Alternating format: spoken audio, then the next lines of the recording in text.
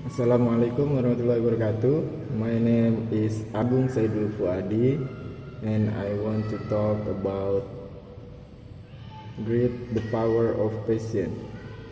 When I was 27 years old, I left a very demanding job in management consulting for a job that was even more demanding, teaching. I went I went to teach 7th graders math in the New York City public schools. And like any teacher, I made quizzes and tests. I gave out homework assignments. Went to work, come back. I calculated grades.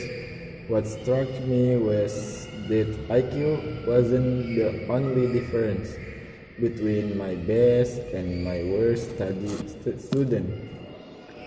Some of my strongest performers didn't have stratospheric IQ scores.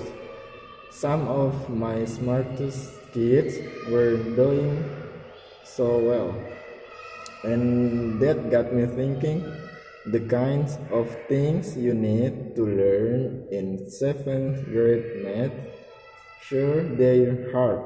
Ratios, decimals, the area of a parallelogram, but these concepts aren't impossible, and I was firmly convinced that every one of my students could learn the material if they work hard and long enough.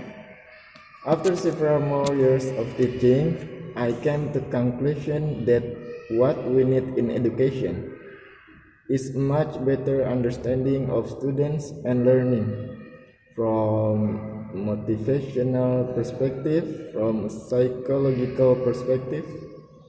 In education, the one thing we know how to measure best is IQ. But what if doing well in school and in life depends on much more than your ability to learn quickly and easily? So I left the classroom and I went to graduate school to become a psychologist. I started studying kids and adults in all kinds of super challenging settings. And in every study my question was who is successful here and why? My research team and I went to West Point Military Academy.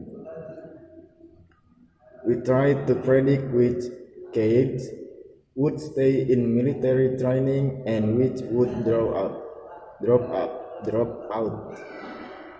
We went to the National Spelling Bee and tried to predict which children would advance farthest in competition. We studied rocky teachers working in really tough neighborhoods, asking which teachers are still going to be here in teaching. By the end of the school year, and of those who will be the most effective at improving learning outcomes for their students, we partnered with private companies asking which of the salespeople is going to keep their jobs and who's going to earn the most money in all those very different contexts. One characteristic emerged as a significant predictor of success, and it wasn't social intelligence. It wasn't good looks, physical health, and it wasn't IQ. It was grit. Grit is passion and perseverance for very long-term goals. Grit is having stamina. Grit is sticking with your future day in, day out. Not just for the week, not just for the month, but for years. And working really hard to make that future a reality. Grit is living life like it's a marathon, not a sprint. A few years ago, I started studying grade in the Chicago public schools.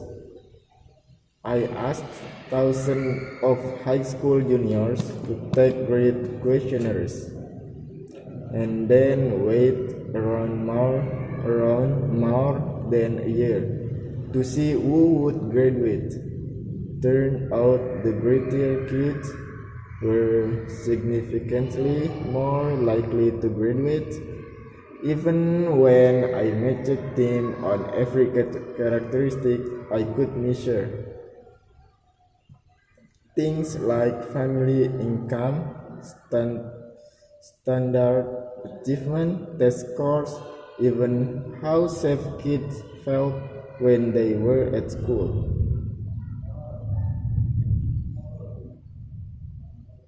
So it's not just at West Point or the National Spelling Bee that grade matters. It's also in school.